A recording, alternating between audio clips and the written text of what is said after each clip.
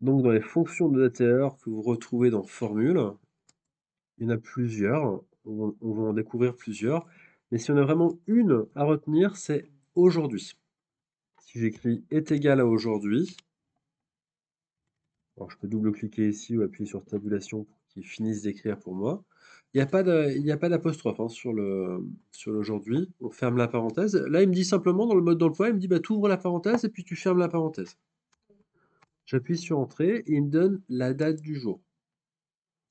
Si vous ouvrez votre classeur dans une semaine ou dans 2 semaines, ça sera la bonne date. Il aura réactualisé la date pour passer à la bonne date du jour. Donc cette fonction, elle est vraiment incontournable pour, bah, par exemple, calculer si si un de vos clients est en retard sur une facture, quelque chose comme ça, vous aurez besoin de cette fonction. Si on a une à retenir, c'est celle-là. Il y en a une autre qui est même encore un petit peu plus précise. Maintenant, si vous voulez gérer la notion d'heure est égale à maintenant, il va vous mettre la date et l'heure. On va passer en revue les autres fonctions qui pourraient vous être utiles. Alors, année, par exemple. Alors, année, j'écris année. Année, lui, il va simplement vous, vous écrire l'année en cours. J'ouvre la parenthèse. Alors, excusez-moi, je vais écrire correctement. Renvoie l'année un entier entre 1900 et 9999, sachant que le calendrier d'Excel, il va jusqu'en 9999. Au-delà, ça marchera pas, il faudra utiliser un système bah, classique pour compter les années. J'écris égal année, il me dit bah, donne-moi un numéro de série. C'est-à-dire donne-moi une date. Donc j'écris année, je vais lui donner par exemple bah, cette date-là, je ferme la parenthèse, et il me dit bah, 2021. Tout simplement, là, il va me sortir l'année donc du numéro de série que je lui ai donné, donc 2021 en l'occurrence. Ok, alors on va continuer notre petite exploration. Hop. Date. Hop. Qu'est-ce qu'on a fin de mois éventuellement qui peut être utile. Hop, fin de mois. Fin de mois, bon, je vais écrire comme ça. Je pense qu'il y a des points.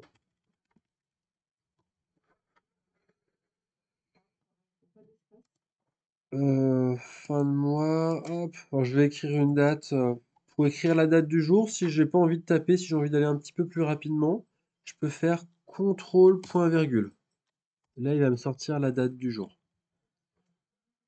Il me sort la date du jour comme si je l'avais écrit à la main, mais demain, quand j'ouvrirai mon fichier dans une semaine, cette date-là, elle ne sera pas réactualisée. Bah oui, il n'y a pas de fonction est égale à aujourd'hui dedans, hein. Il m'a juste écrit à la main la date du jour comme si je l'avais imprimé. Donc on a juste 27-10-2021.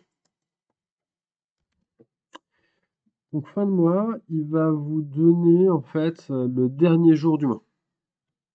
Exemple avec cette date du 27-10-2021. Si j'écris est égal à fin de mois, alors c'est écrit fin point mois, autant pour moi. Là, il me dit donne-moi une date de départ. Hop, point virgule. Alors le deuxième argument, il me dit de combien de mois tu veux décaler. On va marquer 0 déjà dans un premier temps, on va voir comment ça fonctionne après. Fin de mois 0. Alors il faut que je le mette au format date, là il s'est mis au format texte, standard. Je vais le remettre au format date courte. Et il me dit, bah voilà, pour le mois d'octobre 2021, le dernier jour du mois, ça sera le 31 octobre 2021.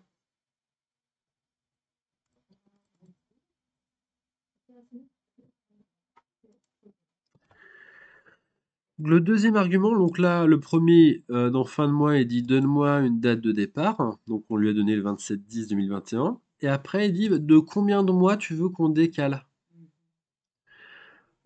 Notamment si, alors la loi de modernisation de l'économie, la loi dite loi Macron, prévoit que le délai maximum de paiement, ça soit 60 jours à date d'émission des factures. À l'heure où on fait ce tutoriel. Mais précédemment, on avait beaucoup de factures, bah, c'était, je sais pas, à 30 jours fin de mois, et cetera, des choses comme ça. Donc dans ces cas-là, si on veut décaler de 1 mois ou de 2 mois, tiens, je vais décaler de 2 mois. Hop! Donc là, ça sera à la fin du mois, dans 2 mois, plus 2 mois. Donc le 31 décembre 2021. On peut décaler, je sais pas, je peux décaler si je veux de 12 mois ou de 5 mois. Voilà. Alors, autre formule qu'on peut avoir, donc heure, ça va nous envoyer l'heure. Jour, jour, semaine. On a un jour, semaine qui peut être pas mal, tiens. Tiens, on va parler on va parler de cette fonction là, donc jour sem. Hop, on va mettre un peu de gras. Donc, je sais pas, par exemple, admettons, j'ai fait un petit calendrier là sur une vingtaine de jours, une dizaine, sur 14 jours, voilà, un peu plus, peu importe, sur 17 jours. Je vais me mettre en date longue. Hop.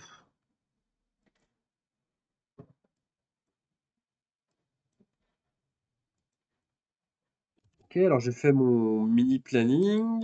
Je me mets juste à côté.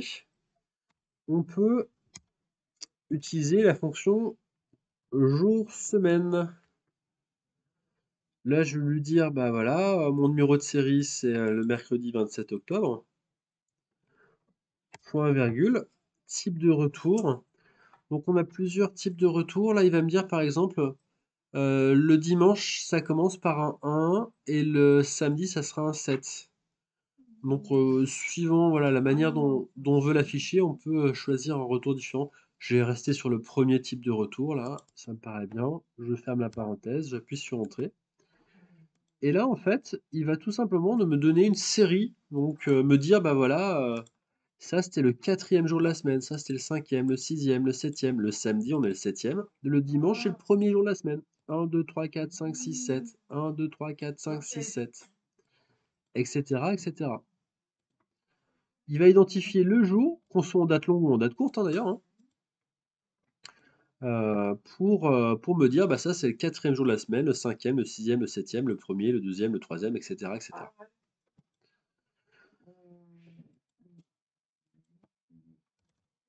Ça peut être utile, ça par exemple, si vous devez gérer des conditions particulières. Je sais pas, hein, par exemple, le mercredi, là, vous devez avoir un renfort d'équipe spéciale. Vous devez avoir un renfort d'effectifs, quelque chose comme ça. Bah, je sais pas, on peut utiliser un si qui dirait, bah voilà, si ça c'est égal à 3, point virgule, alors renfort. Dans le cas contraire, rien du tout. Hop! Et là, tous les mercredis de la semaine, bah, j'aurai un petit alarme qui va me dire prévois du renfort dans tes équipes. Par exemple. Par exemple.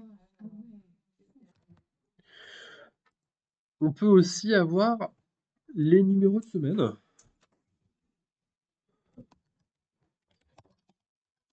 Numéro de semaine. Hop, je vais mettre ça en gras. Bon, on va faire un peu le même système là. Tiens, on va faire même un petit peu différent. Je vais écrire donc la date du jour. Je vais mettre en date longue, pourquoi pas. Je vais mettre en dessous, je veux dire, bah tiens, ça c'est égal à ça plus 3 jours. Hop. Et je vais incrémenter vers le bas là pour avoir plusieurs jours, comme ça on ira un petit peu plus vite dans le temps. Je vais aller jusqu'au 17 décembre 2021. Voilà, ça me paraît bien. Donc je me suis mis là, j'ai marqué la date du jour, je suis mis juste en dessous et je lui ai dit, bah ça c'est égal à la date précédente plus 3 jours. J'ai incrémenté vers le bas pour avoir plusieurs dates. Copier-coller, hein, évidemment. La fonction jour-semaine est égale numéro de semaine, excusez-moi. Donc num semaine NO, voilà, c'est ça. NO semaine, donc numéro de semaine. Là, elle me dit donne-moi un numéro de série, donc donne-moi une date. Je clique ici. Point virgule. Là, elle me dit bah voilà, par quoi ça commence ta semaine? Donc ma semaine, elle commence soit le dimanche, soit le lundi. Et alors, il y a un petit truc, vous vérifiez par rapport au calendrier, à l'agenda de votre région. Euh, je crois que celui qui fonctionne bien en France, c'est le 21. Celui-là, ça va correspondre à l'agenda, enfin la norme que vous avez dans vos agendas ici. Il va vous indiquer, par exemple, si on est en semaine 34, lui, il va vous indiquer semaine 33. Et lui, il va vous indiquer semaine 34. Donc il y a un décalage d'une semaine entre l'un ou l'autre. Je crois que celui-ci fonctionne. Hop. Donc je ferme la parenthèse. J'appuie sur Entrée. J'incrémente vers le bas. On voit bien à chaque changement de semaine, hein, donc là c'est le mardi, là c'est le lundi. À chaque changement de semaine, on va avoir le numéro de semaine qui va être indiqué. Donc c'est bien ça, hein, c'est bien si vous voulez avoir quelque chose, si vous êtes en zone France, il faut lui dire type de renvoi 21, donc si votre semaine commence le lundi. Voilà, donc dans l'argument, quand je fais mon petit truc, donc A33, point virgule, et si votre semaine commence le lundi, il faudra choisir celui-ci pour avoir le bon numéro de semaine.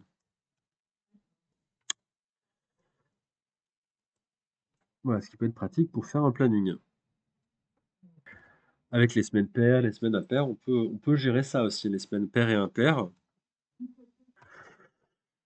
Donc, on peut totalement gérer les semaines paires et impaires. Un petit exemple, voilà, on a une formule, hein, est pair, par exemple, ou est impair. Je peux lui demander si ce chiffre-là est pair ou impair. Ah, ça me gère un vrai ou un faux. C'est bon pour mes affaires, ça. Alors, je sais pas, hein, par exemple, bah, si est pair, point virgule, garde d'enfant. Dans le cas contraire, soirée pizza. C'est n'importe quoi, évidemment, vous en doutez. Et voilà, on pourra faire son agenda comme ça, avec une petite formule de logique.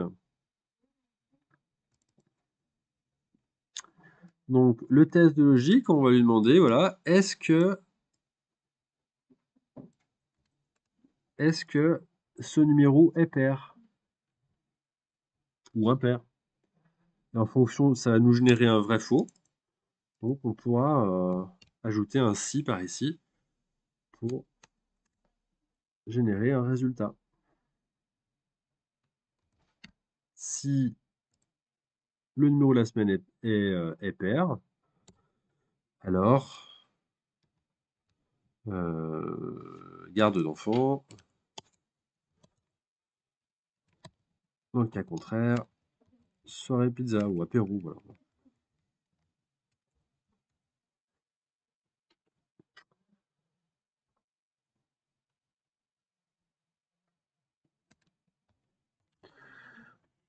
On va pas toutes les faire, mais voilà grosso modo l'idée. On avait fait un tutoriel aussi sur le planning des nounous, qui est vachement intéressant pour comprendre comment fonctionnent les dates, notamment si je les passe au format standard. Voilà, comprendre que 44 547, c'est le 44 547e jour après le début du calendrier d'Excel. Ouais, il y a plein de petites choses à savoir là-dessus sur ces formats d'heures.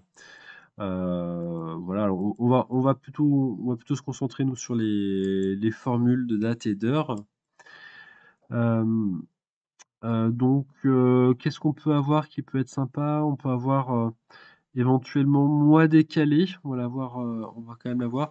Alors jour et jour, jour 360. C'est un peu pareil. Ça, vous lui mettez une date de début, une date de fin. Donc d'abord la date de fin et après la date de début. On le voit dans le mode d'emploi là, qui est indiqué ici. Il va vous dire combien il y a de jours entre ces deux dates. C'est comme si vous faisiez d'ailleurs, on peut faire une soustraction, hein, plus simplement. Maintenant, ça on l'a vu. Heu, donc on va voir mois décalé, on va voir la fonction date et puis on va arrêter notre petit tour, ici. Donc mois décalé, on va essayer, hop, mois décalé.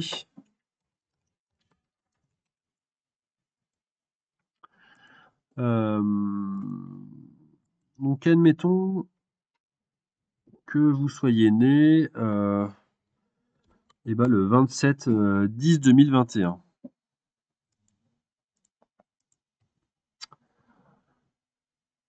On aimerait savoir, dans 10 ans, alors je vais mettre en date longue, hein, je vais prendre ces deux cellules-là, je vais mettre en date longue et j'aimerais savoir dans 10 ans, bah, quel sera le jour de notre anniversaire. Alors si je fais est égal à ça plus 365 fois 10, oups, 365 fois 10, donc il y a 365 jours dans une année, alors 365,25 pour les années bissextiles, fois 10, on va simplifier un petit peu le truc. Bah, tu vois, on a un petit décalage de 2 jours qui sont justement liés aux années bissextiles.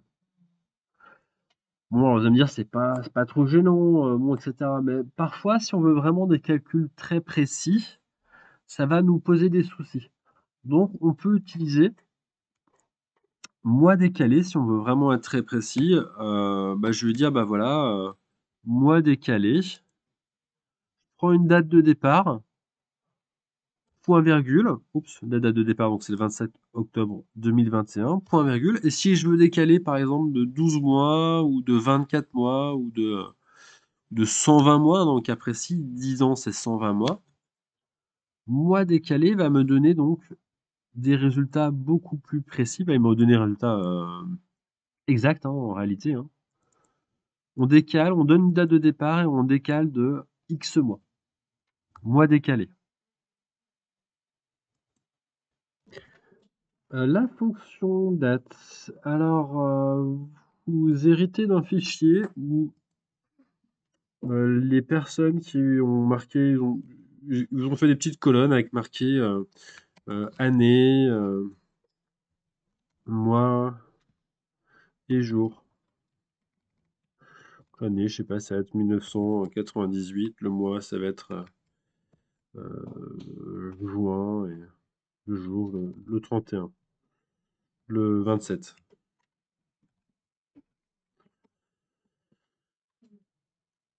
Ça, c'est pas une date, hein, c'est pas au format date, mais vous pouvez demander donc à Excel de le convertir au format date grâce à la fonction date. Est égal à date, j'ouvre la parenthèse. Là, il me dit bah, donne-moi une année de l'année 1998. Point virgule, donne-moi un mois, je donne le mois de juin. Point virgule, donne-moi un jour, je lui donne le 27. Je ferme la parenthèse, j'appuie sur Entrée. Parfait, il m'a bien converti donc ces chiffres sous forme de date, que je peux éventuellement passer en date au format date longue si j'en ai envie, hein.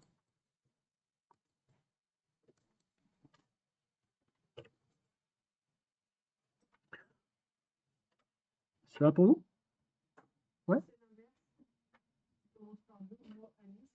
Non. Regarde bien ton mode d'emploi, hein. Qu'est-ce qu'il te dit? Il dit donne-moi une de l'année. Donne-moi le mois, donne-moi le jour. Ça a marché pour vous? Ouais? Comment?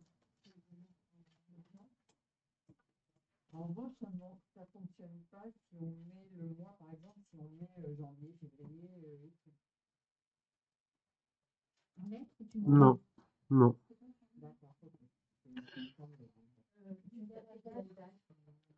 Alors, ça serait possible de dire, bah voilà, si c'est égal à janvier, alors donc au contraire, bah, si conditions, si c'est janvier, c'est 1, si c'est février, c'est 2, si c'est mars, c'est possible. Tout est possible en réalité, hein. C'est plus long, mais...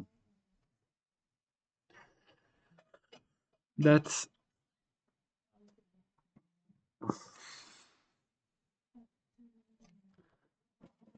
tu vois? Date? Ouais.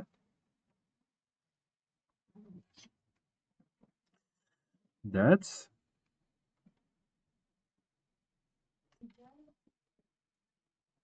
égale temps. Je t'en prie.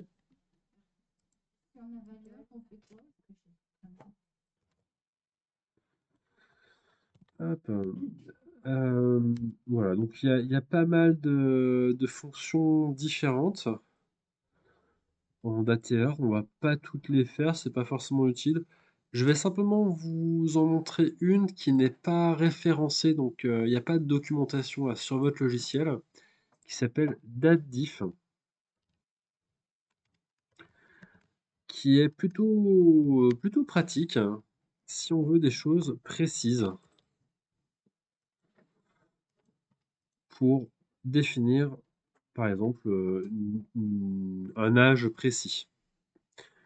Alors je m'explique, on va par exemple avoir une date de naissance, on va mettre le 1er, on va mettre le 27 octobre 1979, par exemple.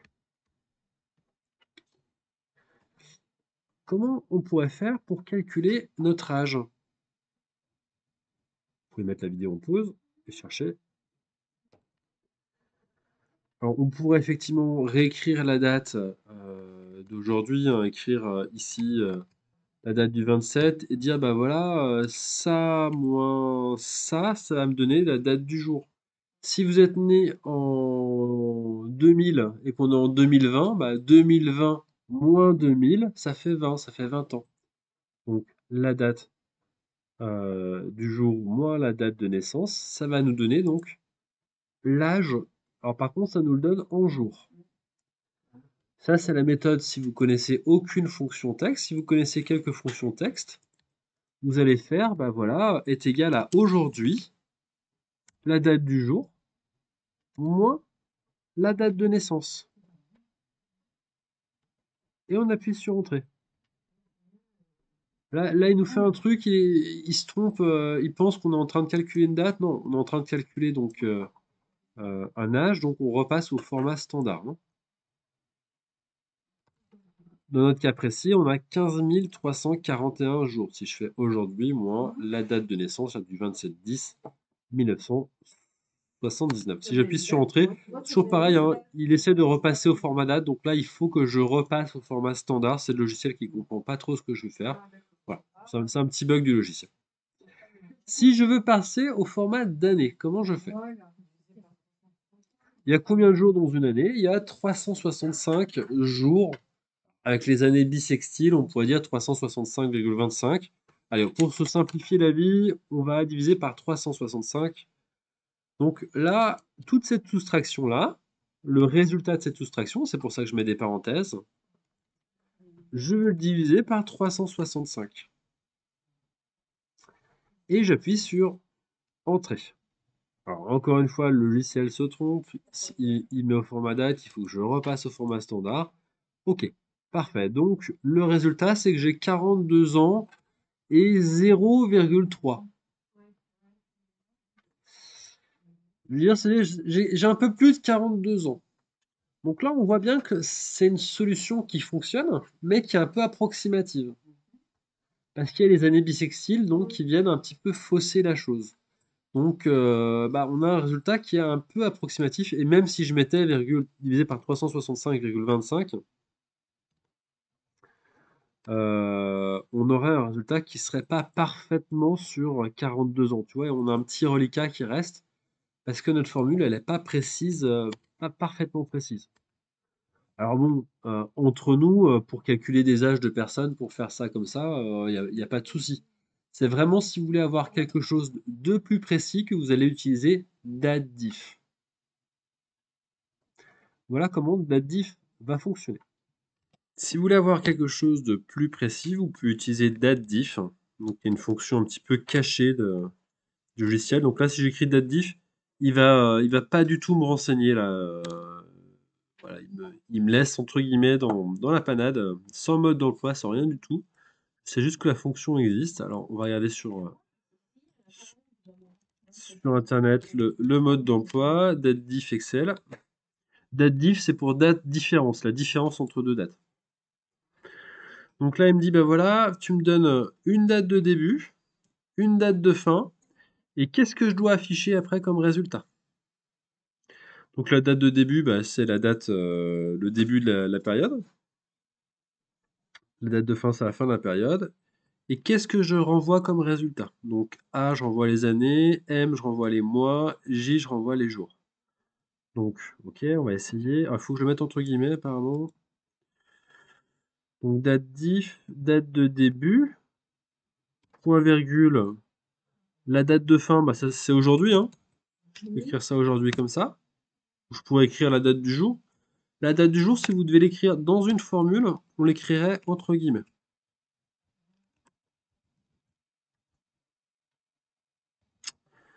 Point virgule. Et là, j'aimerais avoir juste les années. Alors, je vais marquer A comme ça. Je ne sais pas si ça va fonctionner. Ça ne fonctionne pas. Alors, peut-être en anglais, on va essayer avec un Y. Voilà, c'est avec un Y.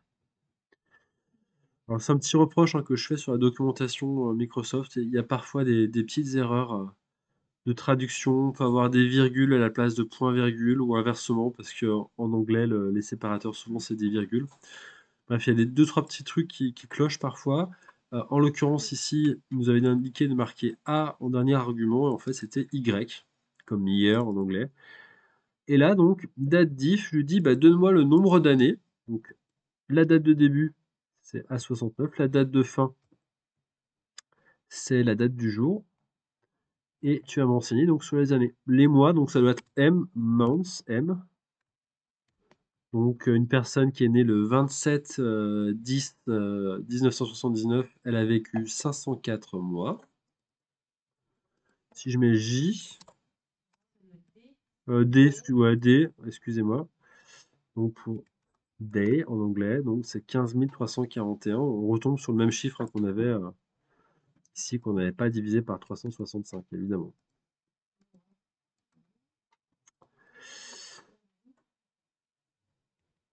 Voilà, donc là, je vais rester sur du Y.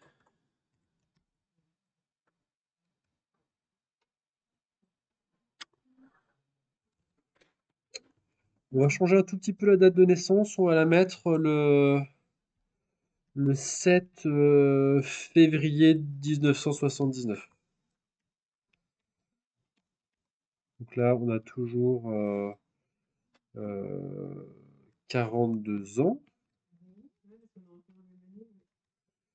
Et j'aimerais maintenant connaître le nombre, donc ça c'est les années, hein.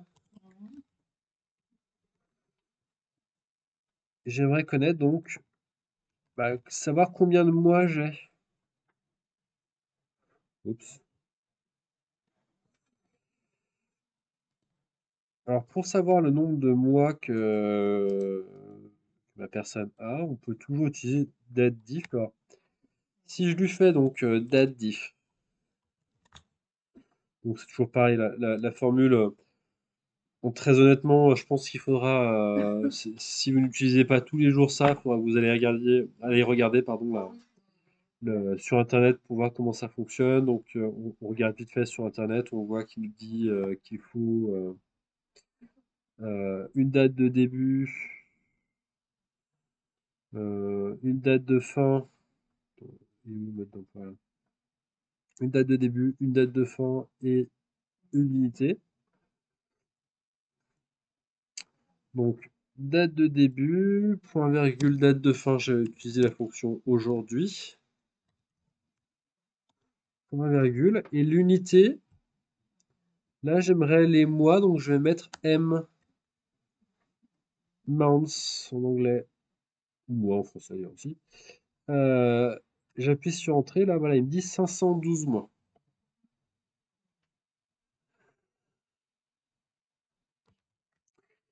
Alors, sauf que dans la réalité, personne dit, bah voilà, j'ai 42 ans, soit 512 mois. On va plutôt dire, si quelqu'un est très précis, très pointu, il va dire, bah voilà, j'ai 42 ans, 8 mois et quelques jours. On peut faire ça aussi avec date diff. Avoir le résultat donc de la différence de, enfin, on va voir la différence de ce qui reste. Pour faire ça, alors si je ne me trompe pas, on va le dire YM. Voilà, c'est ça. Donc je veux dire YM, ça veut dire bah tu soustrais les années, tu vas juste compter le nombre de mois qui restent. Donc j'ai 42 ans, 8 mois. Voilà la formule, hein, j'ai mis juste un Y avant le M.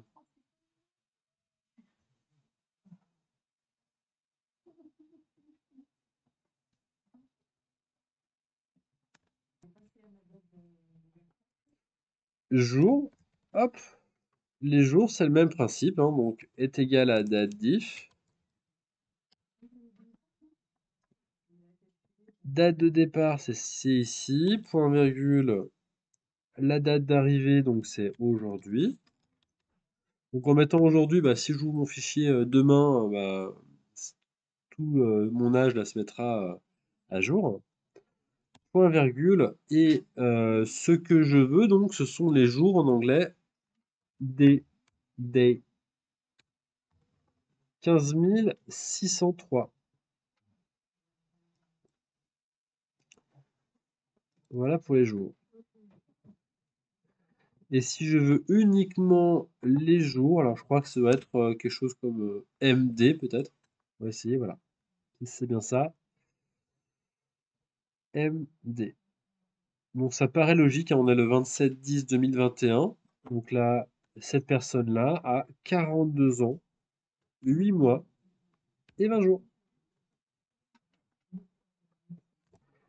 Voilà qui vient conclure ces fonctions de date et d'heure.